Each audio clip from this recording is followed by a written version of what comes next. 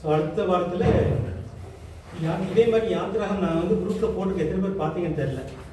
யாத்திராகத்துலேருந்து 1லேருந்து 20 வரைக்கும் ஒரு குரூப்பாக படிக்கலாம். ஸோ அதில் வந்து முக்கிய நபர்கள் வந்து யாவே, தேவன், மோசே, ஆரோன், மிரியாம், சிப்போரால், எத்திகோ, இவங்கெல்லாம் முக்கிய நபர்கள்னு பார்க்குறோம். முக்கிய இடங்கள் எகிப்து, மீதியானியர் நாடு, செங்கடல், வனாந்தர பயணம், சீனாய் மலை, முக்கிய இடங்கள். சம்பவங்கள் நிறையா வரும். நீங்கள் குரூப்பில் பாருங்கள். நீங்கள் எப்படி பார்த்துட்டு வந்தீங்கன்னா அண்ணன் பேசும்போது உங்களுக்கு நல்லா இருக்கும், புரியுது. நாளைக்கு வந்து சொன்னேன்னா நேரம் பத்தாது. அது மாதிரி யாத்திராவும் 20 40 வரைக்கும் பார்த்தீங்கன்னா முக்கிய நபர்கள் மேலும் கடவுள், மோசே, ஆரோன், 70 தலைவர்கள். இது வந்து சீனாய் மலை தான் முக்கியமான இடம், இந்த சம்பவம் நடக்கிற இடம். நிகழ்வுகள் பார்த்தீங்கன்னா சமுதாய சட்டத்திட்டங்கள் கொடுக்கப்படுது, ஓய்வு நாள் ஆசரிப்பு, திருவிழாக்கள் எப்படி கொண்டாடுறது, எல்லா காரியங்களும் வந்து இந்த பகுதியில் சொல்லப்படுது. 21 40 வரைக்கும். நான் டீச்சரை உள்ள போகல, சும்மா நான் குரூப்பில் போட்டிருக்கேன். யாருக்கு வந்து குரூப்பில் பார்க்க முடியல நீங்கள் சொல்லுங்கள், அவங்களுக்கு நான் பிரிண்ட் அவுட் எடுத்து தரேன். லேவி ராமத்தில் பார்த்தீங்கன்னா முக்கிய நபர்கள் பூசாரிகள். அதில் முதல் பூசாரி யார்? அதாவது ஆசாரின்னு போட்டிருக்கோம் தமிழில், தமிழ் வேதத்தில். அது நீங்கள் பூசாரின்னு நினச்சிக்கணும். ஏன்னா ஆசாரின்னா நம்மதில் மர வேலை செய்கிறவங்க தான். அதனால தான் நான் பூசாரினே போட்டிருக்கேன். முதல் பூசாரி யார்? யூத பூசாரி ஆரோன். அவனுக்குரிய 4 மகன்கள் அதுக்கு அடுத்து வராங்க. 4 பேரில் 2 பேர் இறந்துருவாங்க. அதுக்கப்புறம் 2 பேர் தான் தொடருவாங்க. அதுக்கப்புறம் இஸ்ரேல் மக்கள், அப்புறம் ஆடு, மாடு, புறாக்கள், உணவுப் பொருட்கள். அப்படியா? அந்த பக்கம் சந்திக்கலாம்.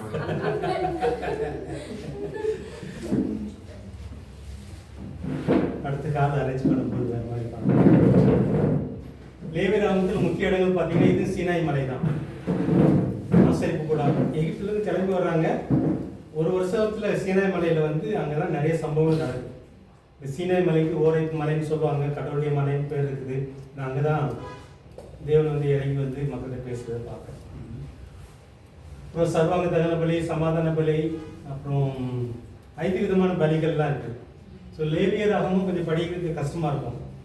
ஆனால் அதில் உள்ள உண்மைகள் மட்டும் நம்ம தெரிஞ்சுக்கலாம், சத்தியங்கள் மட்டும் நம்ம தெரிஞ்சுக்கலாம். நமக்கு அதில் என்ன வேணும், நிறைய மனப்பாடம் பண்ண அவசியம் இல்லை. பெயர்கள் இதெல்லாம் அதெல்லாம் நம்ம தெரிஞ்சுக்க வேண்டிய சத்தியங்கள் என்னன்னு மட்டும் நம்ம தெரிஞ்சுக்கிட்டா போதும். ஸோ நம்ம போகும்போது பார்க்கலாம் மற்ற இதெல்லாம். நீங்கள் ஆனால் இது வாஸ்து பாருங்கள், வாஸ்து பார்க்கும்போது நல்லாயிருக்கும். இதெல்லாம் ஏன் கொடுக்குறாரு, தீட்டை எப்படி கழிக்கிறது, நிறைய காரியங்கள் இருக்குது. ஸோ அதில் தான் வந்து நிறைய பிராமின் பண்ணுறதுலாம் இதுலேருந்து ஆரம்பிச்சிருக்கணும். இந்துக்களுடைய ஆச்சாரங்கள்லாம் இதுலேருந்து ஆரம்பிச்சிருக்கணும். எது தீட்டு இல்லை அப்படின்னு சொன்னாங்க.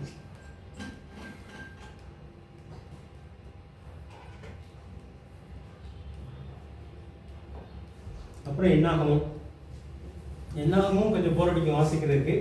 ஆனால் நீங்கள் அதில் முக்கிய கருத்துக்களை நீங்கள் தெரிஞ்சுக்கிட்டீங்க, உங்களுக்கு ரொம்ப நல்லாயிருக்கும். இதுலேயும் மோசே, ஆரோன், அப்புறம் 12 குல இஸ்ரவேலர்கள், அப்புறம் அதில் முக்கியமாக லேவி குலத்துக்கு தெரிஞ்செடுத்து அவங்களுக்கு ஒரு வேலை, 11 குலத்துக்கு வேலை, அப்புறம் கோஹாத், இதெல்லாம் ரொம்ப டீட்டெயிலாக சொல்லுவாங்க. இந்த ஆசரிப்பு கூடத்தில் வந்து கோஹாத் என்ன செய்யணும், கெர்சோன் என்ன செய்யணும், மெராரி அது அவங்க பிள்ளைகளை என்ன செய்யணும்.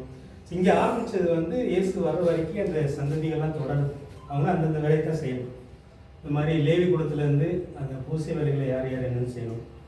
அப்புறம் இந்த 12 குலம் அவங்க எப்படியெல்லாம் வீடு, எந்த கோத்திரம் எங்கே தங்கியிருக்கணும், 3 கோத்திரம் இந்த இடத்துல, 3 கோத்திரம் இந்த இடத்துல, இன்னொரு 3 கோத்திரம் இந்த இடத்துல, அப்படிலாம் அவங்களுக்கு ஆண்டவர் வந்து கட்டளை கொடுக்குறாரு. நீங்கள் இந்த வரிசையில் தான் கூடாரம் போட்டு குடியிருக்கணும். அப்புறம் யுத்தத்துக்கு போகணுன்னா இந்த வரிசையில் தான் போகணும். வேற ஒரு இடத்துக்கு நீங்கள் கடந்து போனால் கூட இந்த வரிசையில் தான் போகணும்னு சொல்லி நிறைய கட்டளைகளை ஆண்டவர் கொடுக்குறாரு இந்த மக்களுக்கு. முக்கிய இடங்கள் வந்து 12 குலத்தார்கள் குடியிருப்பு, கானான், எமோரிய நாடு, மோவாப் நாடு, அப்புறம் 40 வருடங்கள் சுற்றி வர்றாங்க. ஸோ இங்கே இருக்கும்போது தான் ஒரு 10 பேரை அனுப்புகிறாங்க, 12 பேரை வேவு பார்க்க அனுப்புகிறாங்க. அதில் 10 பேர் வந்து நம்மளால் முடியாதுன்றாங்க. இப்போ ஆண்டவர் கோபம் வந்துடுது. கோபம் வந்து என்ன பண்ணுறாரு, இவங்க 40 நாள் போய் வேவு பார்த்துட்டு வருவாங்க. நீ 40 நாள் போய் வேவு பார்த்துட்டு வந்துட்டு துர்ச்செய்தியை பரப்புனதுனால நீ 40 வருஷம் சுற்றுன்றவர். ஆக்சுவலாக இவங்க வந்து 2 வருஷத்துலேயே போய் சேர்ந்துருக்கலாம் கானானுக்கு. இந்த ஏன் 38 வருஷம் சுற்ற ஆரம்பிக்கிறாங்கன்னா இங்கே நடந்த ஒரு சம்பவம். அதனால தான் அவங்க 40 வருஷம் சுற்றுறாங்க. ஸோ இங்கே இப்படி சுற்றும் போது நிறைய காரியங்கள் நடக்குது. இங்கேயும் நிறைய கட்டளை கட்டளைகள் ஆண்டவர் கொடுக்குறாரு. இதெல்லாம் நான் டீட்டெயிலாக இப்போ போக விரும்பலை. நீங்கள் வாசிக்கும் போது உங்களுக்கு நிறைய காரியங்கள் புரிந்து கொள்றதுக்கு எதுவாக இருக்கும். அப்புறம் கடைசி 5 ஆகமத்தில் கடைசி ஆகமம் தான் என்னது? உபாகமம். இங்கேயும் மோசே, யோசுவா இங்கே முக்கியமாக வர்றாரு, காலேப்பு, அப்புறம் லேவியர்கள் தான் லேவி குலத்தில் உள்ளவங்க, மற்றவங்க பூசாரி தவிர மற்றவங்க தான் அதில் இருக்காங்க. முக்கிய இடங்கள் பார்த்தீங்கன்னா கெர்சி மலை, அப்புறம் அதெல்லாம் நிறைய ரொம்ப இன்ட்ரெஸ்டிங்காக இருக்கும். கெர்சி மலையில் போய் இந்த கோத்திரம் ஒரு 6 கோத்திரம் நின்றுக்கணும், அங்கேருந்து சாபத்தை சொல்லணும். இந்த ஏபால் மலையில் போயிட்டு ஒரு 7 கோத்திரம் நிற்கணும், அவங்க ஆசீர்வாதத்தை சொல்லணும். கெர்சி மலையில் வந்து ஆசீர்வாதம், ஏபால் மலையில் வந்து சாபம். அந்த மலை மேலே நின்று சத்தமாக இதெல்லாம் சொல்லணும். நிறைய இது இருக்கும், நிறைய கட்டளைகள் இங்கே வந்து சொல்லப்படுது. அப்புறம் நேபோ மலைன்றது வந்து அங்கே தான் மோசே மறிக்கிறார். மலை ஏற சொல்லுவார், அங்கேருந்து காண நாடெலாம் பார்க்க சொல்லுவார். அங்கேயே அவர் மறிக்கிறாரு. அவர் அடக்கம் பண்ணுற இடங்கள் நிறைய காரியங்கள், அது வந்து பின்னாடி புதிய ஏற்பாடு வரும்போது கடவுளே அவர் அடக்கம் பண்ணான்னு சொல்லியிருப்பாங்க அவருடைய உடலை. அந்த காரியங்களை வந்து நம்ம தெரிஞ்சுக்கும் போது நம்ம நல்லாயிருக்கும். இங்கே தான் 12 பேர் வேவு பார்த்து கலகம் நடக்குது, 40 வருடம் கடவுளுடைய மாற்று திட்டம். அப்புறம் செயிர் மலை ஏசாவுக்கு உங்களுக்கு இல்லைன்றாங்க. போகிற வழியில் வந்து செயிர் மலை வழியாக போவாங்க. ஏசா யாரு? யாக்கோபுடைய அண்ணன். ஸோ அவனுக்கு கொடுத்த இடத்த வந்து உங்களுக்கு கொடுக்க மாட்டேன்னு சொல்லுவார். அதுக்கப்புறம் காதேஸ் பணியிலேருந்து கிளம்பி செயிர் ஆற்றி கிடக்கு 38 வருடங்கள் அங்கே தான் அவங்க சுற்றுறாங்கன்னு சொல்லி பார்க்குறோம். அப்புறம் அம்மோனியர்கள் நாடு உங்களுக்கு இல்லை. அம்மோனியர்கள் யாருன்னா இவங்க லோத்துக்கு பிறந்த 2 பிள்ளைகள் மூலமாக 2 சமுதாயம் வருது. ஸோ அந்த இடமும் உங்களுக்கு இல்லைன்றாரு. அப்புறம் எமோரிகள் நாடு உங்களுக்குன்றார். அந்த 6 யோர்தானாருக்கு இந்த பக்கம் எமோரியல் நாடு உங்களுக்குன்றாரு. சீகோ நாடு உங்களுக்குன்றாரு. அப்புறம் பாசான், இந்த மாதிரி நிறைய காரியங்கள். அப்புறம் யோர்தானுக்கு அப்புறம் போய் தான் மற்ற கோத்திரங்கள்லாம் இடத்த பிடிக்கிறாங்க. ஆக்சுவலி மோசே இருக்கும்போது ஒரு 2.5 கோத்திரத்துக்கு இடம் யோர்தான் நாட்டுக்கு இந்த பக்கம் அதை பிடிச்சி ரூபன், காத், அப்புறம் மனாசேவுடைய பாதி கோத்திரம் அந்த இடங்களை சொந்தரிச்சுக்குவாங்க. ஆற்றுக்கு அந்த பக்கம் யார் போகிறாங்க? மோசே இங்கே இறந்துட்டாரு நோபா மலையில். ஆற்றுக்கு அந்த பக்கம் யோசுவா போட்டு போயிட்டு மீதி உள்ள கோத்திரங்களுக்கு தான் அந்த இடங்களை பிடிக்கிறாங்க. அதான் இப்போ இருக்கிற இந்த இஸ்ரேல் நாடு அப்படின்னு சொல்லி பார்க்குறோம். அது வந்து அர்னோன் ஆறு முதல் எர்மோன் மலை வரை யோர்தானுக்கு இப்போ இந்த பக்கம், அப்புறம் காத்து ரூபன் எல்லாம் இந்த பக்கம் இருக்கிறாங்க. இந்த பக்கத்தோட இந்த உபாகம் முடியுது. இவ்வளோதான் இந்த 5 ஆகங்கள்னு சொல்லி பார்க்கணும். நீங்கள் இது பிரிண்ட் யாருக்கு வேணும்னு சொல்லுங்கள், இந்த ஆடியோ படி நம்ம போடுறோம். ஆனால் நீங்கள் வாசித்து பார்க்கும்போது நான் சும்மா அவசரமாக சொல்லிட்டு போனேன். 5 ஆகமத்தில் ஆதியாகவும் வாசிக்க நல்லாயிருக்கும், யாத்திராவும் 1 to 20 வாசிக்க நல்லாயிருக்கும். அதுக்கப்புறம் ரொம்ப கஷ்டமாக இருக்கும். அது நீங்கள் மனப்பாடம் பண்ணணும், தெரிஞ்சுக்கணும்னு ரொம்ப கஷ்டப்பட வேண்டாம். அந்த முக்கியமான கருத்துக்களை மட்டும் நீங்கள், அந்த முக்கியமான கருத்தை நான் அதில் போட்டிருக்கேன், நிகழ்வுகள் அப்படிங்கும் போது அதெல்லாம் நீங்கள் தெரிஞ்சுக்கிட்டீங்கன்னா உங்களுக்கு நல்லாயிருக்கும். இதில் தான் சந்தேகம் இருக்குதா? இதை கேட்க முடியுங்களா? 5 ஆகமத்தை சும்மா சுருக்கமாக பார்த்தோம். இன்னும் கொஞ்சம் டைம் எடுக்கணும் நினைக்கிறேன். ஆனால் நீங்கள் வாசிக்கலாம், அல்லது நீங்கள் ஆடியோ பைபிளை போட்டுட்டு பேசாமல் படிச்சுட்டு கேட்டுகிட்டே இருந்துச்சு. கேட்டுகிட்டே இருக்கும்போது உங்களுக்கு நல்லாயிருக்கும். திரும்ப திரும்ப அதை கேட்கலாம். ஆடியோ பைபிள் கேட்கலாம். இதில் தான் சந்தேகம் இருக்குது 5 ஆகமத்தை பற்றி சுருக்கங்க. நம்ம அடுத்த பாடம் வந்து மார்க்கு இதை கொஞ்சம் டீட்டெயிலாக பார்க்க போகிறோம். இது வந்து ஓட்டி சர்வேனால நம்ம ஓவராலாக பார்த்துட்டு போகிறோம். ஒவ்வொரு புக்காக நம்ம பார்க்கும்போது ரொம்ப டீட்டெயிலாக பார்க்க வேண்டியிருக்கும். மார்க்கு அப்படி நம்ம டீட்டெயிலாக பார்க்க போகிறோம்.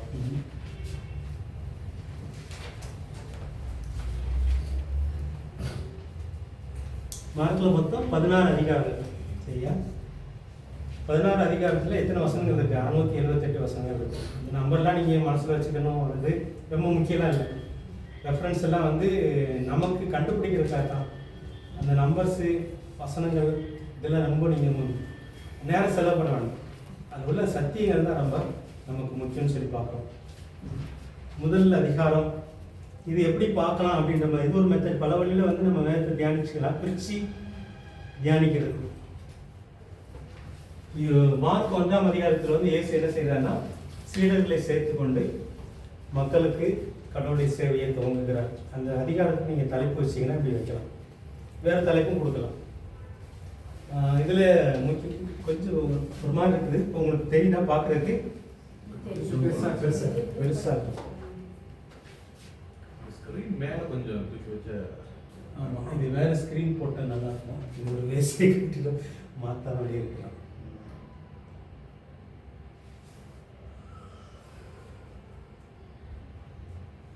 ஒரு 2 அதிகாரத்தை பற்றி நான் பேசினதுக்கப்புறம் ஒரு 3 அதிகாரத்தை பற்றி ஃபஸ்ட்டு பிரபு பேசுவாங்க. அதுக்கப்புறம் நீங்களாம் அடுத்து ஒரு 3 அதிகாரத்தை நம்ம 3 டீமாக பிரித்து நீங்கள் தியானிக்க போகிறோம். இன்னைக்கு தான் நம்ம செய்யப்படுகிறாங்க. இதில் முக்கிய நபர்கள் யோவான் இந்த என்ன யோவானில் வந்து 2-3 யோவான் இருக்காங்க வேதத்தில். மார்க் 1 அதிகாரத்தில் எந்த யோவான் வர்றாரு? யோவான் ஸ்நானகன்னா யாரு? தண்ணீரில் முழுக்க கொடுத்த யோவான். அந்த யோவானை பற்றி சொல்லப்பட்டிருக்கிறாரு. இவர் ரொம்ப சுருக்கமாக தான் சொல்லுவார். ஆனால் லூக்கா வந்து இவரை பற்றி ரொம்ப வளர்ப்பார். இந்த யோவானுடைய அப்பா அம்மா போய் அதெல்லாம் ரொம்ப வளர்ப்பார். ஆனால் மார்க் வந்து யோவானை பற்றி ரொம்ப சுருக்கமாக சொல்கிறாரு. அப்புறம் இயேசுவை பற்றி சொன்னார், பரிசுத்த ஆவியானவரை பற்றி சொன்னார், தேவன், சாத்தான், 4 சீடர்கள், அப்புறம் பேய்கள், இவங்கெல்லாம் அந்த முதல் அதிகாரத்தில் வர்றாங்க. ஸோ முக்கிய நபர்கள் இந்த மாதிரி ஒரு அதிகாரத்தை நீங்கள் எடுக்கும்போது முக்கியமான நபர்கள் யார் அப்படின்னு சொல்லி பார்க்கும்போது நம்ம அதை வச்சே நிறைய சில காரியங்கள் நம்மளால் மனசில் வச்சுக்க முடியும். ஸோ முதல் அதிகாரத்தில் இவங்கெல்லாம் வராங்க. முக்கிய இடங்கள்னு பார்த்தீங்கன்னா வனாந்திரம் எதுக்காக வருது சொல்லுங்க? 40 நாள் இயேசு வந்து 40 நாள் வனாந்திரத்தில் போய் சோதிக்கப்படுறார். சோதனை நாட்கள். வேற ஒரு இடத்துலையும் வனாந்திரம் வருது. அது எது? யோவான் தங்கியிருந்த இடமும் வனாந்திரம். வனாந்திரம் என்ன அர்த்தம்? ஆளுங்க யாரும் இல்லை, வீடுகளே இல்லை, மக்கள் இல்லை. நம்ம மாதிரி ஃபாரஸ்ட்டும் கிடையாது, பெரிய விலங்குகள்லாம் இருக்காது. அந்த நாட்டில் வனாந்திரம் அப்படின்றது வந்து மக்கள் தங்க முடியாத இடம். சின்ன சின்ன காடுகள், சின்ன சின்ன செடிகள் இருக்கும், அந்த மாதிரி இடம். ஸோ யோவான் தங்கி இருந்தது அங்கே தான். அவர் சாப்பாடு என்ன சாப்பாடு? தேனும் வெட்டுக்கிளியும் தான். அவர் வந்து நம்மளை மாதிரி எதுவும் சமைச்சு சாப்பிடல, வீட்டில் இருந்த மாதிரி அவருடைய வாழ்க்கை அப்படி தான் இருக்குன்னு சொல்லி பார்ப்போம். ஸோ அங்கே தான் அவர் தங்கி இருக்கிறாரு, அங்கே தான் பிரசங்கம் பண்ணுறாரு, மக்கள்லாம் போய் கேட்குறாங்க. ஸோ அவருடைய இடம் இயேசுக்கு வந்து சோதனை மட்டும்தான். அங்கே 40 நாள் சோதனை மட்டும்தான் அங்கே வளர்ந்தோம். அப்புறம் யூதேயா, எருசலேம், கலிலேயா, நாசரேத்து, யோர்தான் ஆறு, சிறை, கலிலேய கடற்கரை, ஜெபாலியம், இதெல்லாம் குறிப்பிடப்பட்ட இடங்கள். இவ்வளோ இடங்கள் அங்கே வந்து முதல் அதிகாரத்தில் சொல்லப்பட்டிருக்குது. நமக்கு யூதேயா, கலிலேயான்றது வந்து முக்கியமான 2 மாநிலங்கள் அல்லது மாவட்ட அளவு தான் இருக்குது. நம்ம நீலகிரி மாவட்டம், கோயம்புத்தூர் மாவட்டன்ற மாதிரி தான் சொல்லணும். ஆனால் அந்த காலகட்டத்தில் பார்த்தீங்கன்னா யூதேயாவுக்கு ஒரு கவர்னர் இருக்கிறாரு, கலிலேயாவுக்கு இன்னொரு கவர்னர் இருக்கிறார். அதனால் ஒரு மாநிலம்ன்ற மாதிரி நம்ம சொல்லலாம். இப்போ மொழிபெயர்ப்பு கூட நம்ம அந்த மாதிரி சொன்னால், ஏன்னா கவர்னர் வந்து மாவட்டத்துக்கு இருக்க மாட்டோம். மாவட்டத்துக்கு வந்து இப்போதைக்கு கலெக்டர் தான் இருக்கிறாங்க மாவட்ட அளவில். ஆனால் அந்த காலகட்டத்தில் பார்த்தீங்கன்னா யூதேயாவுக்கு ஒரு கவர்னர் இருக்கிறாரு, கலிலேயாவுக்கு இன்னொரு கவர்னர் இருக்கிறார். எருசலேம் எங்கே இருக்குது? எருசலேம் வந்து ஒரு நகரம். அது எங்கே இருக்குது? யூதேயா. ஸோ எருசலேம் யூதேயாவுக்குள்ள இருக்குது. கலிலேயா, அப்புறம் நாசரேத் எங்கே இருக்குது? எருசலேம் இருக்குதா? எருசலேம் வந்து ஒரு நகரம். யூதேயான்றது ஒரு மாநிலம் அல்லது மாவட்டம். மாவட்ட அளவில் தான் சைஸு. இந்த மாநிலம் நம்ம எடுத்துக்கலாம். யூதேயா ஒரு மாநிலம், கலிலேயா ஒரு மாநிலம். இந்த நாசரேத் ஊர் வந்து எங்கே இருக்குது? கலிலேயாவுக்குள்ள தான் இருக்குது. இயேசு வளர்ந்த ஊர் நாசரேத். இயேசு பிறந்த ஊர் எங்கே இருக்குது? இதுக்குள்ளே இருக்குது, யூதேயாவுக்குள்ள பெத்லகேமில் இருக்குது. ஸோ பிறந்த ஊர் வந்து ஒரு மாநிலம், அவர் வளர்ந்த ஊர் இன்னொரு மாநிலம். அந்த இதுக்காக கவர்னர் வச்சு அதை எடுத்துக்கிறோம். அப்புறம் யோர்தான் ஆறு, அது எதை குறிக்குது? யோர்தான் ஆறு முக்கியமாக ஞானஸ்தானம் கொடுக்கக்கூடிய இயேசு.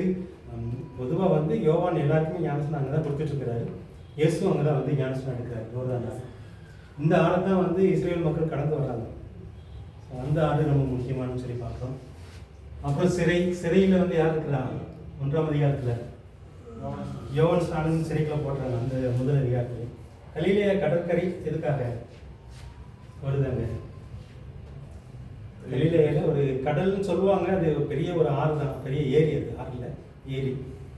ஆனால் அதுக்கு கடல்னு நம்ம தமிழில் வந்ததுனால அது இப்பவும் இருக்கிறது தான். அது எதுக்காக? ஓகே, இங்கே தான் இந்த 4 பேரை பிடிச்சிட்டு போகிறாரு. மீன் பிடிச்சிட்டு இருக்கவங்கள மனுஷங்களாம் பிடிக்கிறேன்னு சொல்லிட்டு, பிடிக்க வைக்கிறேன்னு சொல்லிட்டு பிடிச்சிட்டு போகிறார். அங்கே தான் ஆரம்பிக்கிறேன்னு சொல்லி பார்ப்போம். இந்த 4 பேர் இல்லை, இந்த 4 சீடர்கள் வந்து இங்கே இருந்தால் கூப்பிட்டு போகிறோம். அப்புறம் ஜெபாலயம். ஜெபாலயம்னா என்ன? அது எப்படிலாம் இருக்கும்? சரி, அவங்க தான் அவங்க லீடர். ஜெபாலயம்னாலே அவங்க ஞாபகம் இருக்குது. வேற ஜெபாலயம் அவங்களுக்கு என்ன தோணுது? இப்போ எருசலேமில் வந்து ஒரு ஆலயம் இருக்குது. இது வந்து ஆலயம்னு சொல்லக்கூடாது. எருசலேமில் இருக்கிறது அவங்களுக்கு உண்மையிலே ஆலயம், இது கோவில். அங்கே அவங்க வந்து பலி கொடுக்கணும்னா அங்கே தான் போய் ஆகும். எந்த நாட்டில் இருந்தாலும் சரி, அது வருஷத்துக்கு ஒருக்க போவாங்க. திருவிழா நாட்கள் எல்லாம் இருக்குது. இந்த ஜெப ஆலயன்றது ஒரு பின்னாடி ஆரம்பிக்குது. ஆரம்ப காலகட்டத்தில் இதெல்லாம் இல்லை. ஒரு காலகட்டத்தில் வந்து எல்லாருமே அங்கே போக முடியல. யூதர்கள்லாம் கூடி ஓய்வு நாள் ஆசரிக்கிறதுக்காக கூடி வர இடம் தான். ஸோ இது வந்து இயேசு பயன்படுத்துகிறார். எதுக்காக பயன்படுத்துகிறது? ஜெபாலயங்கள் வந்து எல்லா ஊர்லேயும் இருக்கும். நாசரேத்தில் இருக்குது, பெத்லகேமில் இருக்குது, அந்த மாதிரி நிறைய ஊர்களில் எல்லா ஊர்லேயும் ஜெபாலயம் இருக்கும். ஆனால் தேவாலயம் எங்கே மட்டும்தான் இருக்கும்? எருசலேமில் மட்டும்தான் இருக்கும். ஸோ அதுதான் பெரிய வித்தியாசம். ஸோ இந்த ஜெபாலயத்தை வந்து இயேசு எதுக்காக பயன்படுத்துகிறாரு? பிரசங்கம் பண்ணுறாரு. வாரம் வாரம் ஓய்வு நாளான அங்கே போயிடுவார். நம்ம எப்படி ஞாயிற்றுக்கிழமை ஒரு ஆலயத்துக்கு போகிறோமோ அதே மாதிரி இயேசு வாழ்ந்த காலகட்டத்தில் எல்லா சனிக்கிழமை அவங்களுக்கு ஓய்வு நாள், ஞாயிற்றுக்கிழமை நமக்கு. எல்லா சனிக்கிழமையிலையும் இயேசு ஏதாவது ஒரு ஆலயத்தில் இருப்பார். ஸோ அதை நமக்கு தெரிஞ்சுக்கலாம். அப்புறம் நிகழ்வுகள் நீங்கள் பார்த்தீங்கன்னா, ஸோ யோவானை பற்றி ஏசாயாவே எழுதியிருக்கிறார். யோவான் ஸ்நானங்களை பற்றி ஏசாயா எழுதினதை மார்க் வளர்க்குறான்னு சொல்லி பார்க்குறோம். அப்புறம் இயேசுவுக்கு தண்ணியில் முழுக்கு கொடுக்குறாரு. அப்புறம் சாத்தானின் சோதனை இருக்குன்னு சொன்ன மாதிரி 40 நாள் சோதனை அதில் நடந்தது. இப்போ இயேசுடைய பிரசங்கம், இயேசு என்ன பிரசங்கம் பண்ணார்? பல்லவராஜ்யம் சமயமாக இருக்குது, ஆனால் திரும்ப அதை பற்றி நம்ம பார்க்க போகிறோம். அப்புறம் மீன் பிடிக்கிறவர்களே மனிதனை பிடிக்காக அழைத்தது. 4 பேருமே மீன் பிடிக்கிறவங்க. அந்த 4 பேர் யார்? ஃபஸ்ட்டு வந்தவங்க பேதுரு, பேதுருடைய அண்ணன் அந்திரேயா, யோவான். இந்த யோவான் இயேசுக்கு பிரியமான யோவான், அவருடைய தம்பியார் யாக்கோபு. இவங்க 4 பேர் தான் முதல்ல இந்த காரியங்கள்லாம் இதில் இருக்குன்னு பார்க்குறோம். அற்புதங்கள் பார்த்தீங்கன்னா, இயேசுவை பார்த்து பயந்து ஓடிய பேய்கள், அப்புறம் காய்ச்சலை வந்து குணமாக்குறது, குஷ்டரோகம், மேலும் அநேக நோய்களை குணப்படுத்துகிறார். ஸோ இதெல்லாம் அற்புதம். போதனைன்னு பார்த்தீங்கன்னா 2 போதனை தான் இந்த முதல் அதிகாரத்தில் சொல்லப்படுது. சுத்தமான ஆவியானவரால் முழுக்கு கொடுப்பவர், பசுத்தாவின் அபிஷேகத்தில் அது முழுக்கு கொடுப்பவர்னு சொல்லி. 2வது போதனை வந்து மக்களை வந்து கடவுள் ஆளுகை செய்கிற நேரம் வந்துருச்சு அப்படின்றார். வல்லூராட்சியும் சைவமாக இருக்குன்னா என்ன அர்த்தம்னா, God wants to rule the people. தேவன் வந்து மக்களை ஆள விரும்புகிறாரு. அந்த காலகட்டம் வந்துருச்சு அப்படின்றது தான் 2 முக்கியமான போதனை. இதான் முதல் அதிகாரத்தில் இருக்குது. ஸோ இந்த மாதிரி நம்ம பிரித்து பார்க்கும்போது அது நமக்கு நல்லா மனசில் பதியும். ஸோ இதை பிரித்து அதான் பகுத்து போதித்தல்னு சொல்லி பார்த்தோம் ஏற்கனவே. ஸோ வேதத்தை நம்ம ஆராய்கிறது வந்து பகுத்து ஆராயும் போது இந்த கருத்துக்கள் நம்ம மனசில் நல்லா பதிகிறதுக்கு ஏதுவாக. 1ஆம் அதிகாரம் இதுதான். வேறு ஏதாவது கேட்க விரும்புறீங்களா? ஏன்னா நீங்கள் வந்து டீமாக இன்னைக்கு பண்ண போகிறது வந்து நாங்களே பேசிகிட்டு இருக்கோம். நான் 2ஆம் அதிகாரத்தை நான் சொல்கிறேன். அதுக்கப்புறம் 3, 4, 5 பிரபு பாஸ் சொல்லுவாங்க. அதுக்கப்புறம் நீங்கள் வந்து 6ஆம் அதிகாரம், 7ஆம் அதிகாரம், 8ஆம் அதிகாரம் 3 டீமாக நம்ம பிரிக்க போகிறோம். நீங்களும் அதை டிஸ்கஸ் பண்ணி இந்த மாதிரி பிரித்து தியானிக்க போகிறீங்க. ஓகே, அதனால் நீங்கள் அதை பார்த்துக்கோங்க. அந்த மெத்தட் மட்டும் கொஞ்சம் கவனத்தில் வச்சுக்கோங்க. 2ஆம் அதிகாரத்துக்கு ஒரு தலைப்பு கொடுத்தோம் அப்படின்னா, இந்த தலைப்பு நான் எப்படி கொண்டு வரேன்னா, அந்த அதிகாரத்திலே ரொம்ப முக்கியமான ஒரு சம்பவத்தை வச்சு அந்த தலைப்பு கொண்டு வரேன். நான் இது என்னுடைய பர்சனல் தான், வேறு எங்கேருந்து கண்டுபிடிச்சது இல்லை, எடுத்ததும் இல்லை.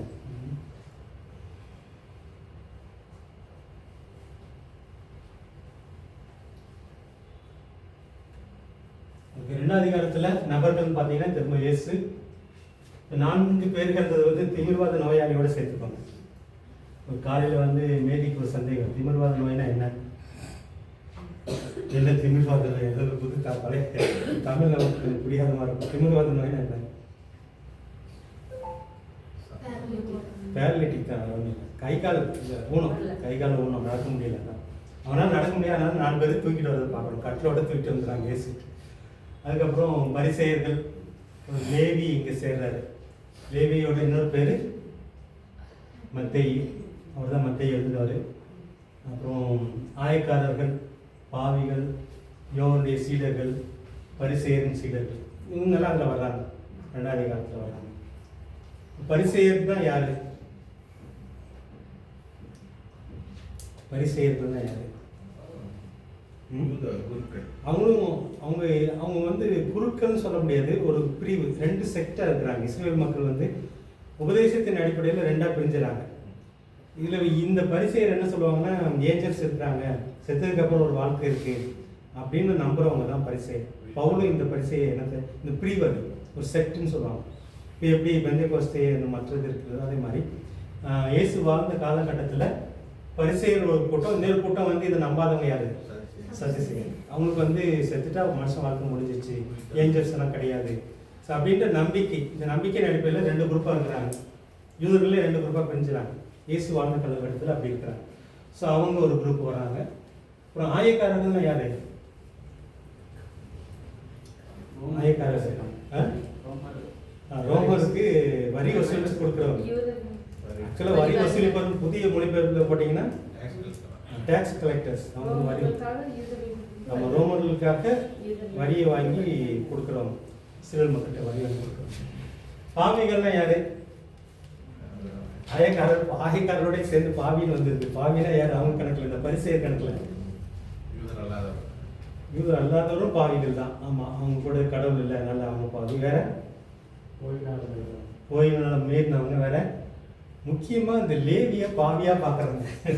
இந்த லேவி வந்து ஒரு டேக்ஸ் கலெக்டர், அதனால அதோட சேர்ந்தவர். லேவி வந்து ஒரு டேக்ஸ் கலெக்டர், ஒரு வரி வசூலிச்சுட்டு இருக்கிற அவர் தான் வா நீங்கள் அவங்க வீட்டுக்கு சாப்பிட போகணும்னு சொல்லி எஸ்கூட் போகிறார். அப்போ தான் இந்த பரிசேயருக்கு வந்து கோவம் வருது. டேக்ஸ் கலெக்டர் அவங்க பார்வையில் யார்? பாவி. ஏன்னா இவங்க வந்து கடவுளுடைய பிள்ளைகளுடைய பணத்தை வாங்கி கடவுள் இல்லாத ஒரு ராஜாவுக்கு கடவுள் அந்த மாதிரி ஒரு இருக்கு. ஆனால் உண்மையிலே அவங்க பாவிகள் கிடையாது. ஸோ அதனால தான் நிறைய பிரச்சனைகள் வருது. பரிசேயரை பொறுத்தவரையில் லேவியும் பாவி, இந்த ஆயக்கார எல்லாருமே பாவிகள் தான். மற்ற பாவிகள் இருக்கிறாங்க, இல்லைன்னு இல்லை, மற்ற பாவிகள் இருக்கிறாங்க. அப்புறம் யோவானுடைய சீடர்கள், பரிசேயுடைய சீடர்கள், இவங்களுக்குலாம் சீடர்கள் இருக்கிறாங்க. யோவான் இந்த எந்த யோவானை பிடிக்குது? யோவான் ஸ்நானகனை பிடிக்கும். யோவான் ஸ்நானகனுக்கு நிறைய சீடர்கள் இருக்கிறாங்க. அப்படி இருந்தவங்க ஒரு சிலர் தான் இயேசு கூட சேர்றாங்கன்னு பார்க்குறேன். பரிசேயருக்கு சீடர்கள் இருக்காங்கன்னு சொல்லிப்போம். இதெல்லாம் அதில் பார்க்குறோம். 2ஆம் அதிகாரத்தில் வர நபர்கள்.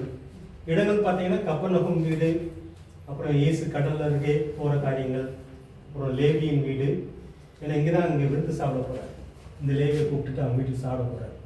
அப்புறம் வயல்வெளியில் அவங்க நடந்து போகிறாங்க. அப்போது பயிர்ந்த கோதுமை பயிர்களை பறித்து கசக்கி சாப்பிட்றாங்க. ஓய்வு நாளை செய்கிறதுனால தப்புன்னு சொல்லி பரிசேயரை பொறுத்தவரை வந்து ரொம்ப என்ன சொல்லுவாங்க, ஸ்ட்ரிக்டாக இருப்பாங்க அவங்களுடைய மத காரியங்கள். அதனால தான் வந்து இவங்கெல்லாம் ஒரு மாதிரி பார்க்குறாங்க. ஸோ நிகழ்வுன்னு பார்த்தீங்கன்னா, ஸோ இந்த திமிர்வாதக்காரனை இந்த 4 பேர் இறக்குறாங்க. வீட்டு கூரையை பிடிச்சிக்கிட்டு, ஏன்னா இயேசுவை சுற்றி ரொம்ப கூட்டமாக இருக்கிறாங்க. அதனால் கிட்ட கொண்டு போக முடியாது, கட்டிலில் தூக்கிட்டு போகிறாங்க. 4 பேர் கொண்டு போக முடியாதுன்னு சொல்லி வீட்டில் கூரையை பிரித்து இவங்க இறக்குறாங்க. அந்த சம்பவம் நடக்குது. அங்கே இறக்குன அந்த மனுஷனை பார்த்து நான் பாவத்தை மன்னிச்சிட்டேன்றாரு இயேசு. அதுதான் பிரச்சனை. அங்கே பரிசேயருக்கு மெயின் ப்ராப்ளம் என்னென்னா, நான் பாவத்தை மன்னிச்சிட்டேன்னு சொன்னோன்னா நீ எப்படி மனுஷன் பாவத்தை மன்னிக்க முடியும், கடவுளா அப்படின்ற மாதிரி கேட்குறாங்க. அந்த பிரச்சனை இங்கே ஆரம்பிக்குது. பாவத்தை மன்னிக்க நீ யாருன்னு கேட்குற ஒரு காரிய சம்பவம். அப்புறம் இயேசுனுடைய படுக்கை எடுத்து கூட நடந்துறாரு.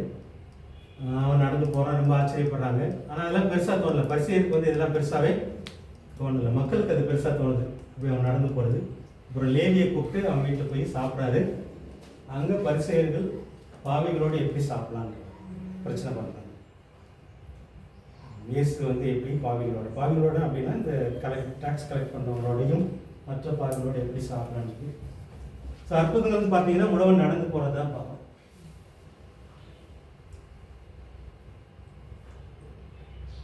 அப்புறம் போதனைகள் பார்த்தீங்க அப்படின்னா என்ன சொல்றாரு, முக்கியமாக நோயாளிக்கு தான் மருத்துவர் வேணும்.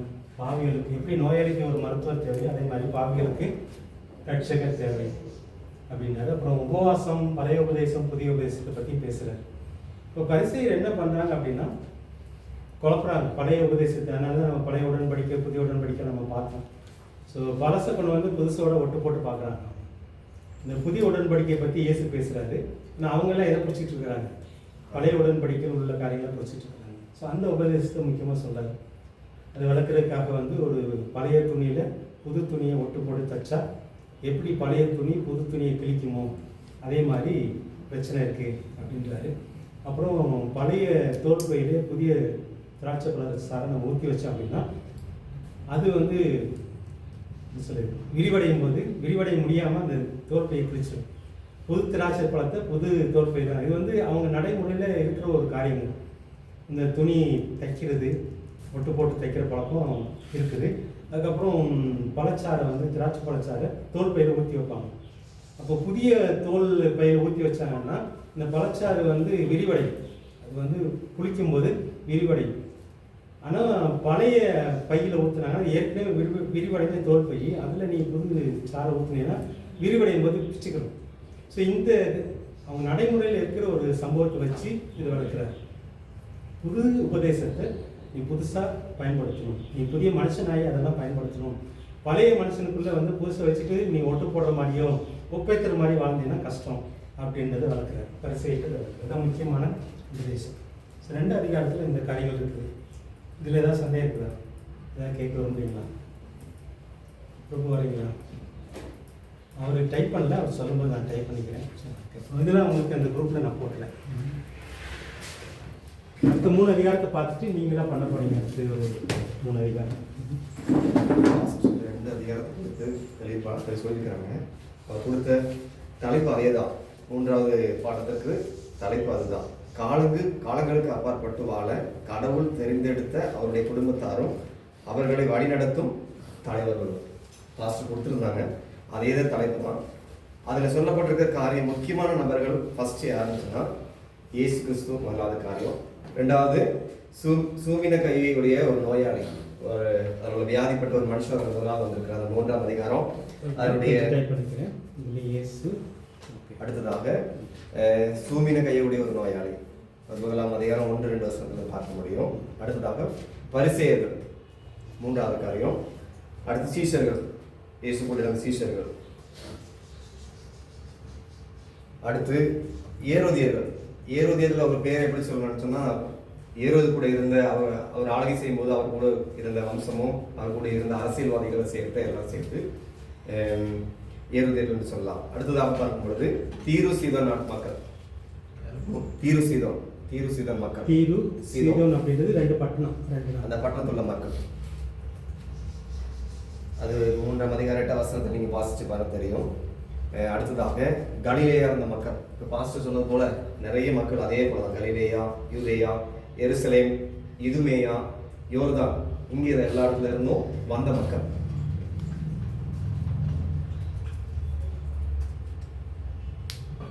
கலிலேயா, யூதேயா, எருசலேம், இதுமேயா, யோர்தான், இங்கே இருந்து வந்த மக்கள்.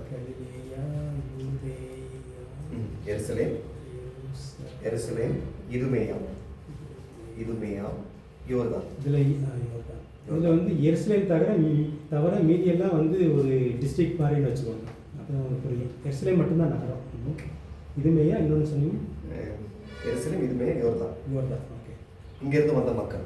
அடுத்ததாக இயேசுவின் இனத்தார், இயேசு குடும்பத்தில் உள்ளவங்க, இயேசு அவருடைய குடும்பத்தாரெல்லாம் சேர்ந்து வந்திருந்தாங்க. அடுத்ததாக பார்க்கும்போது எருசலேமின் வேதபாரகர். இதெல்லாம் வந்து இடங்கள் இல்லை. இயேசுவின் இனத்தார். அடுத்ததாக எருசலேமின் வேதபாரகர். அடுத்ததாக 12 சீஷர்கள் பேரு 3ஆம் அதிகாரத்தில் 16, 17, 18, 19 இந்த வசனத்து வார்த்தை நான் சொல்றேன். யாரும் ஒருத்தர் வாசிக்கலாமே. இந்த 12 சீஷர்கள் பேரை சொல்லுங்க பார்க்கலாம். 3ஆம் அதிகாரம் 16, 17, 18, 19. யாரோ ஒருத்தர் எடுத்து வாசிங்க.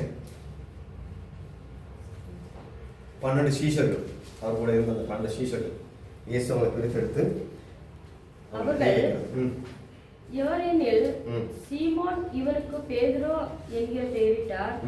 செபதியாவின் குமாரனாகிய யாக்கோபோ, யாக்கோபின் சகோதரனாகிய யோவான், இவ்விருவருக்கும் இடிமுழுக்க மக்கள் என்று அர்த்தம் கொள்ளோ போவர்னேஸ் என்கிற பெயரிட்டார். அந்திரேயா, பிலிப்பு, பர்த்தலமேயு, மத்தேயு, தோமா, அல்போவின் குமாரன் யாக்கோபோ, தாதேயு, கானானியர், சீமோன். அவரை காட்டி கொடுத்த யூதாஸ் காரியத்தை என்பவர்களே. ஓகே, இந்த நம்பர்கள்ல இந்த 12 சீஷர்களும் இருக்கிறாங்க. அடுத்ததாக இயேசுவின் தாயார், அவருடைய சகோதரர். இயேசுவின் தாயார், அவருடைய சகோதரர். இந்த 3ஆம் அதிகாரத்தில் இவ்வளவு பேர் நபர்கள் குறிப்பிடப்பட்டிருக்கிறது. எல்லாம் சேர்ந்து தான் அதிகாரத்தில் அதிகமாக சொல்லப்பட்டிருக்கிறது. அடுத்ததாக பார்க்கும்போது இடங்களை குறித்து பார்க்கும்போது பாஸ்டர் சொன்னது போல ஜெப ஆலயம், இந்த முதலாவது வார்த்தையை அந்த ஜெப ஆலயத்தை முக்கியத்துவப்படுத்திருக்கிறாங்க. இடங்கள்ல ஜெப ஆலயம். 2 கடலோரம். அடுத்ததாக பார்க்கும் பொழுது மலைகள். அதிகமா எசப்பா அவர் இந்த ஊழியம் செய்யும் போது மலைகள் மேலே ஏறி தான் ஊழியம் செஞ்சிருக்கிறாங்க. 3ஆவது காரியம் மலைகள். அடுத்ததாக வீடு. அந்த வீடுங்கிற வார்த்தைக்கு வேதத்துல மார்க் 6ஆம் அதிகாரம் 31ஆம் வசனத்துல சொல்லப்பட்டிருக்கிறது. வார்த்தை ரெண்டும் ஒரே தான். வீடு வனாந்தரம் முக்கியத்துவப்படுத்துறது ஆக்சுவலி வனாந்தரத்தை தான் அந்த வார்த்தை என்ன பண்ணிருக்காங்கன்னா வீடுன்னு போட்டிருக்காங்க. 6ஆம் அதிகாரம் 31 வசனத்துல நீங்க வாசிக்கும் போது தெரியும் உங்களுக்கு. அவர்களை நோக்கி வனாந்தரமான ஒரு இடத்திற்கு தனித்து சற்றே இளைப்பாறும்படி. அப்போ வீடுங்கிற வார்த்தை முக்கியத்துவம். வீடு ஆக்சுவலா இல்ல, வனாந்தரத்துல தான் அந்த வார்த்தை என்ன பண்ணிருக்காங்க வீடுன்னு போட்டிருக்காங்கன்னு சொல்லி குறிப்பிட்டிருக்கிறாங்க. அப்போ 4-5 இடங்கள் தான். ஜெபாலயம், கடலோரம், மலைகள், இந்த வனாந்தரமான இடத்துல ஆண்டவர் ஒழித்து செய்திருக்கிறாங்க பார்க்கிறோம். அடுத்ததாக முக்கியமான நிகழ்வு, அந்த இடத்துல முக்கியமான நிகழ்வுகளை பார்க்கும்போது முதலாவது காரியம், ஜெப ஆலயத்தில் சூமின கையுடைய மனுஷனை ஏசப்பா என்ன பண்றாங்க சுகப்படுத்துறது. அந்த அதிகாரத்தை சொல்லப்படுது. ஜெப ஆலயத்தில் சூமின கையுடைய மனுஷனை ஏசப்பா சுகப்படுத்தியது. அது மூலமாக அந்த இடத்துல அங்கே வந்திருந்த மக்கள் மத்தியிலையும் ஆண்டவர் அநேகருக்கு வந்திருந்த வியாதிகளை ஏசப்பா சுகப்படுத்துகிறார் என்பதை பார்க்க முடிகிறது. இரண்டாவது காரியம் முக்கியமா பார்க்கும்போது அசுத்தாவி பிடித்திருந்தது. இயேசு அப்பான்னு சொல்லலாமா? உங்களுக்கு சொல்லக்கூடாது சொல்றாங்க. இல்ல சில நேரத்துல பழக்க தோஷமா சொன்னாங்க. நம்ம திரும்ப அவங்க மனசுல பதியக்கூடாது. கண்டிப்பா இல்ல நானும் பேச இயேசு ஏன் அப்பான்னு சொல்லக்கூடாது? நம்ம சொல்லுங்க. இயேசு ஏன் அப்பான்னு சொல்லக்கூடாது? அந்த மாதிரி ஏன்னா இயேசு உயிர்த்தெழுந்ததுக்கு அப்புறம் சீடர்கள்ட்ட வந்து மரியாதை போய் சொல்லு, நான் என்னுடைய சகோதரத்தில் போய் சொல்லுன்னு நான் சொல்லுவேன். ஆக்சுவலாக சொல்லலாம் என் தம்பிகிட்ட போய் சொல்லு, தம்பிகிட்ட போய் சொல்லு, நான் வந்து உங்களுக்கு முன்னாடி வெள்ளையாக போகிறேன். ஸோ அது வந்து இந்த உறவு முறையில், ஏன்னா நமக்கும் பிதா அப்பா, இயேசுக்கும் அவர் அப்பா. இந்த உறவு முறையில் எப்போ வாழ்ந்துட்டு இருக்கோம். நான் நித்தியத்துக்கு போனால் எப்படி இருக்க போகுதுன்னு தெரியல, அது பவுல் பின்னாடி எழுதுறாரு. ஆனால் இந்த உறவு முறையை நம்ம பார்க்கும்போது ஹோலி ஸ்பிரிட் நமக்கு அம்மா மாதிரியான ஃப்ரெண்டு அவர். ஆனால் இயேசு வந்து நமக்கு அண்ணன். பிதா வந்து அவருக்கும் பிதா, நமக்கும் பிதா. இந்த உறவு முறையில் குழப்பம் வரக்கூடாதுக்காக நமக்கு நிறைய பெர்க்மன் ஸ்பாட்டில் நிறைய பாடல்கள் ஏசப்பா ஏசப்பான்னு வந்து நல்லா. ஆனால் பைபிள் காலேஜ் படிக்கும்போது இதை அப்போ கொஞ்சம் கரெக்ட் பண்ணிக்கிறது நல்லது. இந்த உறவு முறை வந்து இயேசு அண்ணன் கூப்பிடலாம் தைரியமாக, அப்பான்னு சொல்கிறது கொஞ்சம் பிரச்சனை தியாலஜிக்கு. அதனால சரி, அடுத்ததாக பார்க்கும்போது இடத்துல இயேசு 12 சீஷர்களை தேர்ந்தெடுக்கிறாங்க. முக்கியமான நிகழ்வுகளில் முதலாவது ஜெபாலயத்தில் அந்த வியாதியுள்ள மனுஷனை சுகப்படுத்துறது. அடுத்ததாக இயேசு 12 சீஷர்களை தேர்ந்தெடுக்கிறாங்க. அடுத்ததாக இன்னும் முக்கியமான காரியம், அசுத்தாவிகள் பிடித்து வந்த மக்களை இயேசப்பா என்ன பண்ணுறாங்க சுகப்படுத்துகிறாங்க. அநேக அசுத்தாவி பிடித்து வந்த அந்த மக்களை இயேசப்பா சுகப்படுத்தி பார்க்க முடிகிறது. அடுத்ததாக அந்த 12 சீஷர்களுக்கு தேர்ந்தெடுத்து அவங்களும் இயேசப்பா என்ன பண்றாங்கன்னா அசுத்த ஆவிகளை துரத்துறதுக்கும் அந்த அசுத்தாவிகளை துரத்தி அதன் மூலமா அநேகரை ரட்சிப்புகள் நடத்துறதுக்குள்ள அந்த அதிகாரத்தையும் வேலத்தையும் இயேசப்பா என்ன பண்ணுறாங்க அந்த 12 சீஷர்களுக்கு இயேசப்பா கொடுக்குறாங்க. 12 சீஷர்களுக்கு அந்த வியாதிகளை சுகமாக்குறதுக்கும் அசுத்தாவிகளை துரத்துறதுக்கும் வேலத்தையும் அதிகாரத்தையும் இயேசப்பா கொடுக்கறதை பார்க்க முடிகிறது. அடுத்ததாக இயேசுவின் இனத்தார், அவங்க குடும்பத்துக்காரங்க இயேசுவை அவரை பிடித்து காட்டி கொடுப்பதற்கு, இயேசுவை காட்டி கொடுப்பதற்கு பிரயாசப்படுகிறாங்க. ஆனா இயேசப்பா இந்த வார்த்தை வந்து கொண்டே இருக்கு. இயேசுவை எப்படியாவது என்ன செய்யறாங்க, அவங்க இனத்தார் அவரை காட்டி கொடுப்பதற்காக பிரயாசப்படுகிறாங்க. ஆனா இயேசு அவர்களை என்ன பண்ணுகிறாங்கன்னா அவருடைய வார்த்தையின் மூலமாக, இவர்கள் என்னுடைய குடும்பத்தார் அல்ல, தேவனுடைய சித்தத்தின் படி செய்கிறவன் தான் என்னுடைய குடும்பத்தார் என்பதை அவங்களுக்கு புரிய வைக்கிறாங்க. அதன் மூலமாக இது இந்த சம்பவம் என்ன அப்படின்னா மார்க்கில் வளர்க்குறாரு அப்படின்னு தெரியல. இயேசு வந்து ஒரு வீட்டில் இருக்கிறாரு, உபதேசம் பண்ணிட்டு இருக்கிறாரு. அப்போது வந்து இவருக்கு பைத்தியம் பிடிச்சிச்சு, சரியாக சாப்பிட்றதில்ல அப்படின்ற மாதிரி ஒரு செய்தி யாருக்கு போகுதுன்னா இயேசுடைய அம்மாவுக்கு, அவர் கூட பிறந்தவருக்கு ஒரு செய்தி போகுது. அதனால் இயேசு வந்து வீட்டுக்கு கூட்டிகிட்டு போயிடலான்னு வர்றாங்க. இவங்க இந்த வீட்டில் நடக்கிற சம்பவம் தான். இவங்க இயேசுடைய அம்மா மரியாளும் அவருடைய தம்பிகளும் வந்திருக்காங்க. வந்து இயேசுவை கூப்பிடுங்கன்றாங்க. அப்போ தான் உங்கள் வீட்டுக்காரங்க வந்திருக்காங்க அப்படின்னு சொல்லி மக்கள் சொல்லும் போது இயேசு அந்த வீட்டில் இருக்கணும்னு சொல்கிறாரு. அவங்க இல்லை, கடவுளுடைய வார்த்தையின்படி நடக்கிறவங்க தான் என்னுடைய குடும்பத்தை, உண்மையிலேயே என்னுடைய குடும்பத்தை சொல்கிறாங்க. ஸோ அந்த சம்பவத்தை நீங்கள் மனசில் வச்சுக்கணும். அடுத்ததாக பார்க்கும்போது ஆண்டவராக இயேசு கிறிஸ்துவ என்ன பண்ணுறாங்கன்னா இவருக்குள்ள இருக்கிறது வந்து பரிசுத்த ஆவி இல்லை, அசுத்த ஆவி, பிசாசுகளின் ஆவி இருக்குதுன்னு சொல்லி ஒரு காரியத்தை அவங்க முக்கியத்துவப்படுத்த விரும்புறாங்க. பெயர் செபுலின் ஆவி தான் இருக்குதுன்னு சொல்லி இந்த காரியத்தை குத்தம் தட்ட சொல்லப்பட்டிருக்கிறது. அந்த ஆவியை ஏசப்பா அனுப்புகிறாங்க. அந்த தலைவர்களுடைய மத்தியில என் கூட இருக்கிறது பரிசுத்த ஆவியானவர் என்பதை தெளிவுபடுத்தி வார்த்தையின் மூலமாக சொல்லுகிறாங்க. இந்த காரியத்தை இந்த சம்பவம் என்ன நடக்குது, அதாவது இவர் நிறைய பேயை விரட்டுறாரு. அப்போது இந்த பரிசையெல்லாம் என்ன சொல்கிறாங்கன்னா, இவருக்குள்ளே வந்து பேய்களின் தலைவன் பெயர்செபூல் இருக்கிறான், அதை வச்சு தான் இதெல்லாம் செய்கிறான் அப்படின்னு சொல்கிறாரு. ஆனால் அதுக்கு விளக்குறாரு இயேசு. நான் அப்படி செஞ்சேன் அப்படின்னா மற்றவங்க செய்கிறதுக்கும் எனக்கும் என்ன வித்தியாசம், நான் செய்கிறதுக்கு என்ன வித்தியாசம் சார், மனசு மாதிரி பேசுவார். இந்த இடத்துல ரொம்ப நல்லாயிருக்கும். என்ன சொல்கிறாருன்னா, நான் விரட்டுறதுனால தேவனுடைய ஆளுகை அவங்களுக்குள்ளே வருது. நான் யார் மூலமாக விரட்டுறேன் அப்படின்னா எனக்குள்ள பரிசுத்த ஆவியானவர் இருக்கிறாரு, அவருடைய வல்லமையினால் விரட்டுறேன். ஆனால் மற்றவங்க விரட்டுறது வந்து வேற அப்படின்ற மாதிரி அதை விளக்குறாரு, இந்த பகுதியில் விளக்குறாரு. ஓகே, நிகழ்வு இவ்வளோ இருக்குது. அடுத்ததாக அற்புதங்கள் பார்க்கும்போது ஒரே ஒரு அற்புதம். முதலாவது சொல்வது போல சூவின கையுடைய ஒரு நோயாளிக்கு இயேசுவா சுகப்படுத்தியது. சூவின கையுடைய நோயாளிக்கு இயேசு சுகப்படுத்தியது. முக்கியமாக இதன் மூலமாக போதனைகள் இயேசு கிறிஸ்து சொல்ல வருகிறது. இயேசு சுகமளிக்கும் தேவன் என்பதை எல்லா மக்களும் கண்டுகொள்வதற்கு இயேசு உதவி செய்கிறாங்க. முதலாவது காரியம். அடுத்ததாக இயேசுவை என்ன பண்றாங்கன்னா, வியாதிகள் மூலமாக சுகப்படுத்துவது ஓய்வு நாள் முக்கியம் அல்ல என்பதை அவங்க எல்லாரும் சொல்லும் பொழுது, ஏசப்பா நாள் முக்கியம் அல்ல, நாள் முக்கியம் அல்ல, நம்ம ஆராதிக்கிற கடவுள் உண்மையுள்ள தேவன், அவர் உண்மையோடு நீ ஆராதிக்க வேண்டும் என்பதை முக்கியத்துவப்படுத்துகிறாங்க. நாள் அவங்க எல்லாரும் சொல்றாங்க, இயேசுவை என்ன சொல்றாங்கன்னா, நாளை பார்த்து ஓய்வு நாளை செய்யலாமா அப்படின்னு சொல்லி குற்றங்கள் கண்டுபிடிக்கிறாங்க. இதன் மூலமாக இயேசு அவங்கள்ட்ட சொல்றது நாள் முக்கியம் அல்ல, நமக்கு விடுதலை நன்மை தான் முக்கியம் என்பதை இதன் மூலமாக தெரியப்படுத்துகிறாங்க. அடுத்ததாக பார்க்கும் பொழுது அசுத்த ஆவிகள் மாறுறதுக்கும் வியாதிகள் மாறுறதுக்கும் கடவுளுடைய பலன் நமக்கு வேண்டும். தேவனுடைய பலன் நம்மகிட்ட இருந்தால் மட்டும்தான் வியாதிகளையும் பலவீனங்களையும் மாற்றிக் கொடுக்க முடியும் என்பதை அந்த வார்த்தையின் மூலமாக தெளிவுபடுத்துகிறாங்க. அடுத்ததாக பரிசுத்த ஆவிக்கு விரோதமாக பேசக்கூடாது. பரிசுத்த ஆவிக்கு விரோதமாக பேசுகிறாங்க என்று சொல்லி குற்றப்படுத்தும் பொழுது ஆண்டவர் சொல்றது, பரிசுத்த ஆவிக்கு விரோதமாக பேசினால் மன்னிக்கப்படவே மன்னிக்கப்படாது. இந்த வார்த்தையை அந்த மக்களுக்கு தெரியப்படுத்துகிறார். இன்னொரு போதனை, தேவனுடைய சித்தத்தின்படி செய்வர்கள் மட்டும்தான் எனக்கு சகோதரனும் சகோதரியும். தேவனுடைய சித்தம், சுய சித்தம் மாம்சத்தின்படி அல்ல, தேவ சித்தத்தின்படி செய்வர்கள் மட்டும்தான் எனக்கு சகோதரனும் சகோதரியும் என்பதை இந்த வார்த்தை மூலம் தெரியப்படுத்துறாங்க. இது 3ஆம் அதிகாரத்தில் இப்போது சொல்லப்பட்டிருக்கிறது. 4ஆம் அதிகாரம் 3ல் ஏதாவது கேட்க விரும்புறீங்களா? 3ஆம் அதிகாரத்தில் ஏதாவது கேட்க விரும்புறீங்களா?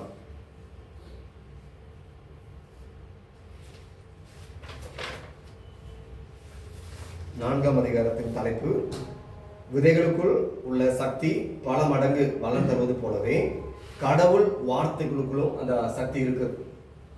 விதைகளுக்குள் உள்ள சக்தி பல மடங்கு வளம் தருவது போலவே கடவுள் வார்த்தைகளுக்குள்ள அதிகமான சக்தி உண்டு என்பதை தெரியப்படுத்துகிறாங்க 4ஆம் அதிகாரத்துல. அதுல முக்கியமான நிகழ்வுகள், அதுல நபர்கள் யாரெல்லாம்? இயேசு கிறிஸ்து முதலாவது, அடுத்ததாக 12 சீஷர்கள் பேர் எழுதி கொடுங்க. 3வது ஒரு திரள் கூட்ட ஜனங்கள் அந்த இடத்துல இருக்கிறத பார்க்க முடிகிறது. இயேசு கிறிஸ்துவும் அவருடைய சீடர்களும் ஒரு திரள் கூட்ட ஜனங்கள் அந்த இடத்துல இருக்கிறாங்க. முக்கியமான இடங்கள் பார்க்கும்போது போலவே கடலோரம். 2வது காரியம், கடலில் என்ன பண்றாங்க, ஒரு பயணம் பண்றது. இந்த 2 காரியம் அந்த இடத்துல சொல்லப்பட்டிருக்கு.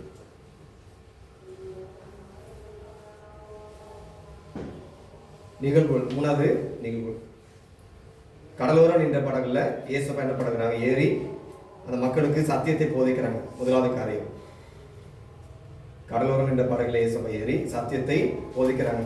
அதுல 4 விதமான விதைகளை குறித்து மக்கள்கிட்ட போதிக்கிறாங்க.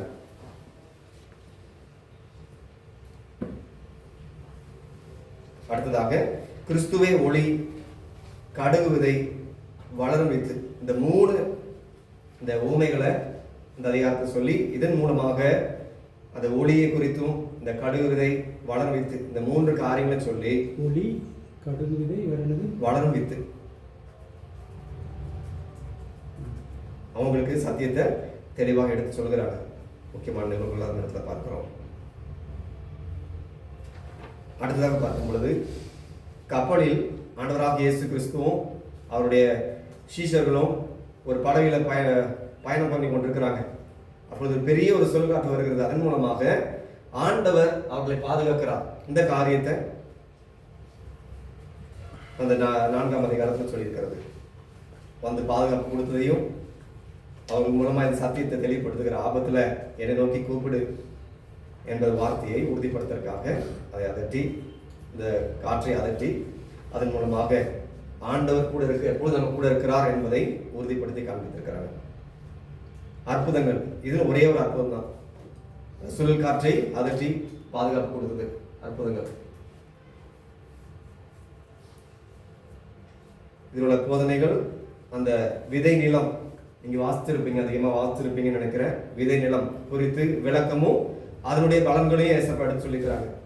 4 விதமான நிலங்களை குறித்து மக்களுக்கு எடுத்து சொல்லி அதன் விளக்கத்தையும் அதனுடைய பலன்களையும் சொல்லி உணர்வில்லாத மக்களுக்கு கடவுளை பற்றி சத்தியத்தை உண்மைகளை கூறி வசனத்தை கேட்கிறவர்கள் புரிந்து கொள்ள முடியும் என்பதை ஆண்டவர் தெளிவுபடுத்தி காண்பித்திருக்கிறார்.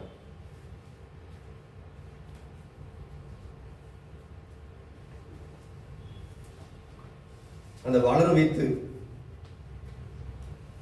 அந்த வார்த்தையில பார்க்கும் பொழுது தேவனுடைய ராஜ்யத்தை அந்த வளரும் வித்து மூலமாக அவங்களுக்கு தெளிவுபடுத்தி காண்பித்திருக்கிறாங்க. தேவனுடைய ராஜ்யத்தை அந்த வளரும் வித்து தலைப்புல அவங்களுக்கு எடுத்து காண்பித்திருக்கிறாங்க. அடுத்ததாக பார்க்கும்பொழுது கடுகு விதை மூலமாக வசனத்தை முக்கியத்துவப்படுத்துறது எப்படி, ஒரு வார்த்தை எவ்வளவு முக்கியம். சின்ன ஒரு கடுகு விதையா இருக்கும், ஆனா அது வளர்ந்து பெருகும் பொழுது எவ்வளவு பிரயோஜனமா இருக்கும். அவருடைய வார்த்தை அந்த அளவுக்கு முக்கியத்துவம் என்பதை ஆண்டவர் தெளிவுபடுத்தி காண்பித்திருக்கிறாங்க. அடுத்ததாக தேவன் நம்மோடு கூட இருக்கும் பொழுது பயப்படக்கூடாது. கடவுள எல்லாம் இருக்கிறாங்க, ஆண்டவர் கூட தான் இருக்கிறாங்க. ஆனா என்ன பண்ணுறாங்க, சின்ன ஒரு புயலும் ஒரு காற்று வந்து என்ன பண்ணுறாங்க, பயப்படுகிறாங்க. இந்த இடத்துல சொல்ல வருகிறது, தேவன் நம்ம கூட இருக்கும் பொழுது பயப்படக்கூடாது. நம்ம பயணிக்கும் போதும் நம்ம போகும்போது வரும்பொழுதும் கர்த்தர் நம்ம கூட இருக்கும் பொழுது பயப்படக்கூடாது என்பதை அதில் விளக்கப்படுத்தி காண்பித்திருக்கிறாங்க. இது 4ஆம் அதிகாரத்தில் சொல்லப்பட்டிருக்கிற காரியம். அடுத்ததாக 5 மார்க் 5ஆம் அதிகாரம். மார்க் 5ஆம் அதிகாரத்தின் தலைப்பு பேய்கள், நோய்கள், மரணத்திலிருந்து காப்பாற்றும் இயேசு. இந்த பேர் போல வாசிச்சது போல இதே போல உள்ள நீங்க வாசிக்கும் போது உங்க மைண்ட்ல எது வருதோ நீங்க பிரயாசப்படுங்க. ஒரு பேரை போட்டு ஒரு தலைப்பை போட்டு இப்ப நீங்க பண்ண போறீங்க. ஒவ்வொரு சாப்டர் வாசிக்கும் பொழுதும்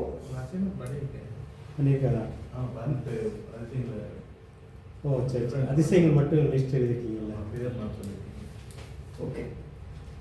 பேய்கள், நோய்கள், இது வந்து ஒவ்வொரு அதிகாரமா போறவங்க தான். ஓகே. இதுல நபர்கள் யாருன்னு சொன்னா ஆண்டவராக இயேசு கிறிஸ்து, அவருடைய சீடர்கள்,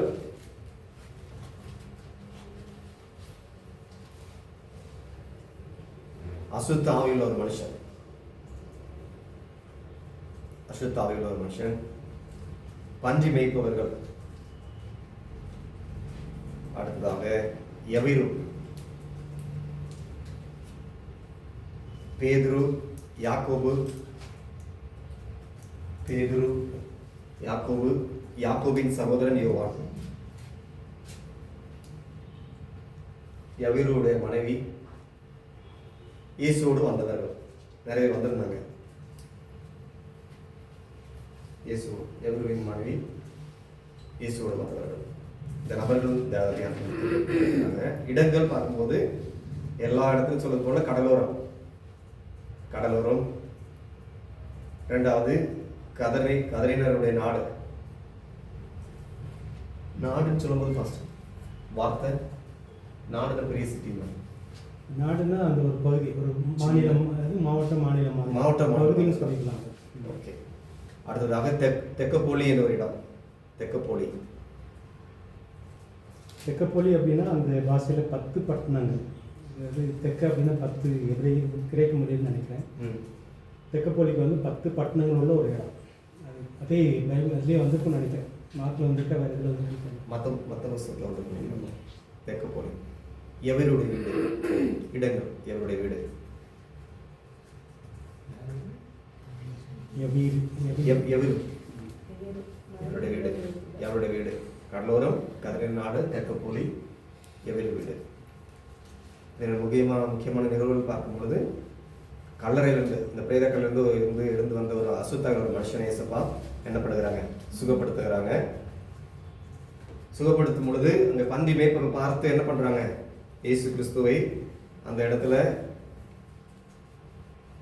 இடத்தை விட்டு போகும்படி இயேசுவை அவரை விட்டு போகும்படி சொல்கிறாங்க.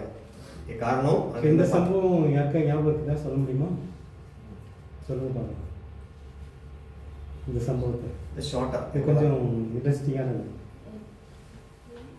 இந்த பேய் குடிச்சவங்க வெட்டுறது கல்லறையில் இருந்த ஏன்னா பன்னி வந்திருக்கு, அந்த பன்னி வச்சு தான் நீங்கள் அதோட கனெக்ட் பண்ணணும், பன்றிகளை கனெக்ட் பண்ணணும். இல்லை அது நம்ம யோசிச்சோம், அது கரெக்டானு தெரியல. அந்த அளவுக்கு நீங்கள் சொன்ன நீதியை யாராவது சொல்லலாம். ஆண்டவர் வந்து யூதயா தேசத்தை விட்டு தாண்டி ஒரு புறஜாதி பட்டணத்துக்கு தான் போறான்னு நினைக்கிறேன். அவங்களோட பிஸ்னஸே பண்ணி வைக்கிறத கிட்டத்தட்ட 2000 பண்ணிங்க. அங்கே ஒரு மனிதன் இருக்கிறான், அவனை வந்து ஆண்டவர் சுகப்படுத்துறாரு. அவன் கட்டளையை வாங்குறான், ஆண்டவர்கிட்ட நான் பண்ணிக்குள்ள போறேன்னு சொல்லி அவன் கட்டளையை வாங்குறான். அவனுக்குள்ள பேய்கள் ஆமாம் பேய்கள் வந்து அந்த கட்டளையை வாங்குது. இவர் அனுபவிச்சிடுறாரு. அவர் வந்து நியாயப்பிரமாணத்தையும் அடிக்கல்ல நிறைவேற்றவே வந்தேன் அப்படின்றாரு. அதனால புதிய சத்தியம் கொடுக்கணும். ஆக்சுவலாக அவன் வந்து சுகம் பெற்றுறான், பண்டிகையும் இறந்துருது. அந்த பட்டணத்துக்குள்ள ஏசு போக முடியல, ஆனால் அவனை மாற்றிடுறாரு. ஏன் பின்னாடி வராத, நீ உள்ளே செய்யன்னு சொல்லி. இவன் வந்து நான் உங்க வயசு கூட நீ என் கூட வர வேண்டாம், நீ போ ஊருக்கு போய் ஆண்டவர் உனக்கு செஞ்சதை சொல்லும் பாரு.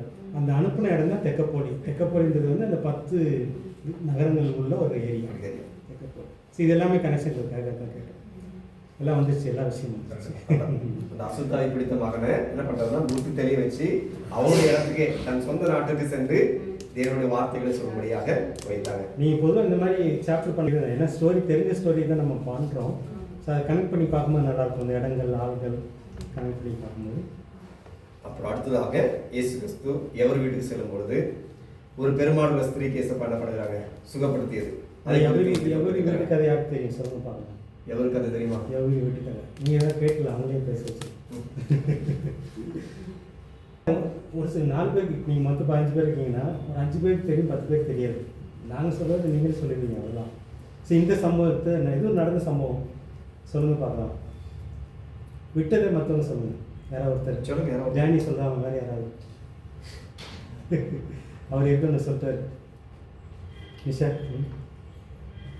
பெரும்பாடுள்ள ஸ்திரீ. சரி, பெரும்பாடுள்ள ஸ்திரீ. அவங்களுக்கு அந்த பிளட் ஃப்ளோ இருக்கும், அவங்களுக்கு ஒரு நோய் இருக்கும். அவங்க விசுவாசத்தினால அழுது போகும்பொழுது அவரோட வஸ்திரத்தை தொட்டுவாங்க. தொட்டு அவங்க கைத்தினால அவங்க குணமாயிக்கும். இயேசுவுக்கு சமம்.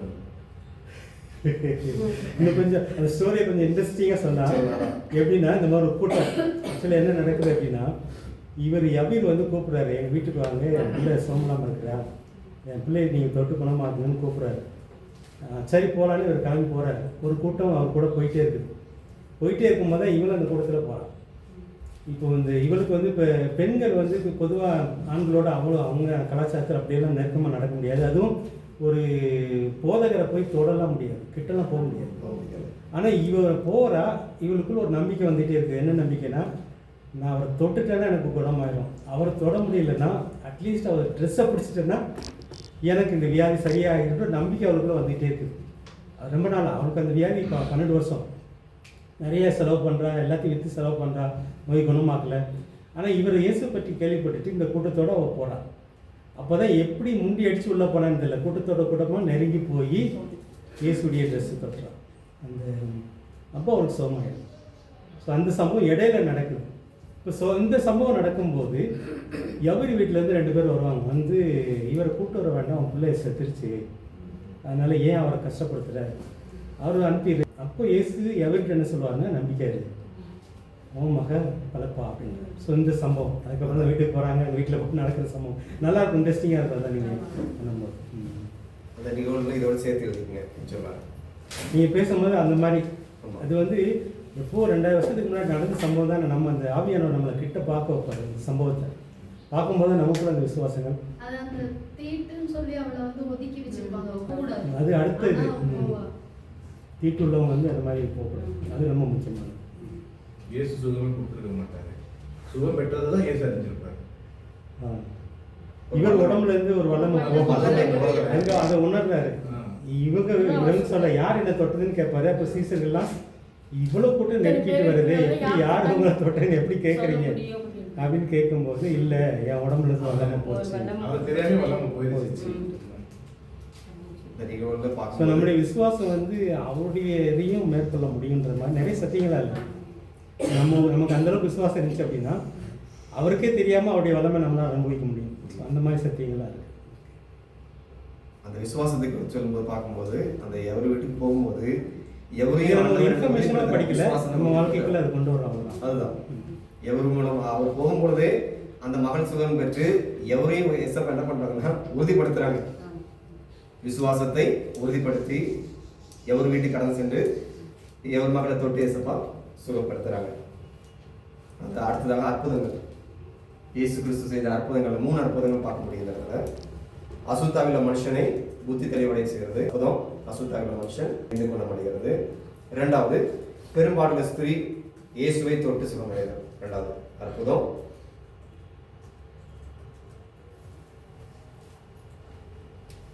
3வது அற்புதம் மரித்த எவர் மகளை உயிரடை செய்தார். 3 அற்புதம். போதனைகளில் பார்க்கும் பொழுது ஆண்டவராக இயேசு கிறிஸ்து அசுத்த ஆவிகளை துரத்துகிற தேவன் என்பதை மக்களுக்கு தெரியப்படுத்துகிறார். எந்த ஆவிகளையும் இயேசு கிறிஸ்து சுகப்படுத்துகிற தேவன் என்பதை அதன் மூலமாக தெரியப்படுத்துகிறார். அடுத்ததாக பிசாசு பிடித்த மகனை புத்தி தெளிவுபடுத்தி தன் வீட்டுக்கு சென்று இயேசு கிறிஸ்து உண்மையுள்ள தேவன் என்பதை சத்தியத்தை அறிந்து கொள்ளும்படியாக வைக்கிறாங்க. அவனை வீட்டுக்கு போக சொல்லி அவனை புத்தி தெளிவுபடுத்தி அவனை வீட்டுக்கு போக சொல்லி அவனையும் மூலமாக தன் குடும்பத்திற்கு சத்தியத்தை இயேசப்பா சொல்லும்படியாக வைக்கிறாங்க.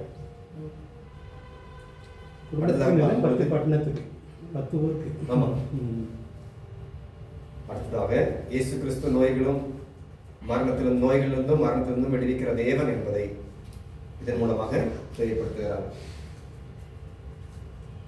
இயேசு கிறிஸ்து சகல நோய்களிலும் மரணத்திலிருந்தும் காப்பாற்றுகிற தேவன், விடுவிக்கிற தேவன் என்பதை இவங்க 3 பேர் மூலமாக தெரியப்படுத்துகிறார். இது 5ஆம் அதிகாரத்தில் சொல்லப்பட்டிருக்கிற காரியம். ஏதாவது கேட்க விரும்புறீங்களா உங்களுக்கு? இந்த 3 அதிகாரத்தில் ஸோ 5 அதிகாரத்தில் நம்ம சுருக்கமாக பார்த்தோம். அவ்வளோ 1 மணி நேரம் ஃபாலோ பண்ணியிருக்க மாட்டோம். 5 சாப்டர் பார்த்தோம். இதை நீங்களாக பார்க்கும்போது அது மனசில் நம்ம பதியும். அதை நம்ம செய்யும்போது இப்போ 3 பிரிச்சுக்கலாம்ல, 3 டீமாக எப்படி பிரியலாம். அடுத்து நீங்கள் பண்ண போகிறது வந்து ஒரு டீம், 6ஆம் அதிகாரம் இன்னொரு டீம், 7ஆம் அதிகாரம் இன்னொரு டீம். மொத்தம் எத்தனை பேர் இருக்கீங்க? 3, 4, 9, 13, 10, 12, 13, 4 பேர். ஒரு டீமுக்கு மட்டும் 5 பேர். யார் 4 பேர் சேர்ந்துருவாங்களே? எப்படி பிரிக்கலாம்? 1, 2, 3, 4 சொல்லிடலாமா? சொல்லிடுங்க. 1 சொல்லு. 2 இல்லை இருக்கிறியா? 3 நீங்கள் 4, 5, 6, 7, 8 இல்லை 1 to 4. ஓகே 1 to 4 நீங்கள் 1 2 3